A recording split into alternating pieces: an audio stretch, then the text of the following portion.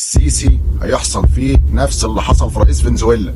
ده طبعا الكلام اللي اكيد كلكم سمعتوه الايام دي من اللي بيرسموا في خيالهم المريض ان هيحصل في الرئيس بتاعنا الرئيس السيسي طبعا نفس اللي راح حصل في رئيس فنزويلا. يا شويه اوباش فوقوا من الغيبوبه اللي انتوا فيها دي. مصر مش فنزويلا. اللي حصل هناك ده اقل ما نقول فيه ان هو تسليم اهالي وخيانه واضحه جدا. انما مصر الشعب والجيش دايما ايد واحده. مصر عندها جيش بيحمي وبيعشق تراب الارض، مش جيش بيتشرب الدولارات.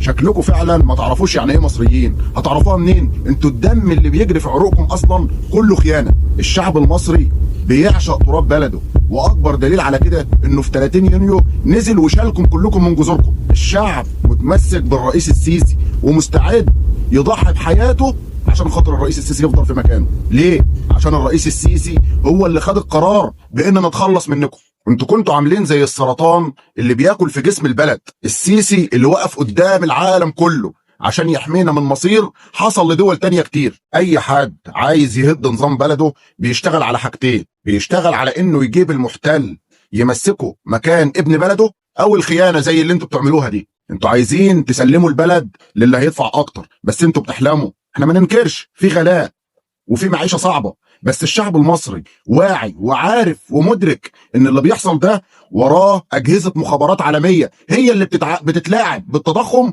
وبالاسعار. بيحاربونا في قوتنا عشان نرقى، بس والله ما هتحصل. مصر ربنا حاميها من فوق 7 سماوات، وسخر لنا الرئيس السيسي ده عشان يفضل حامينا منكم. سلام عليكم.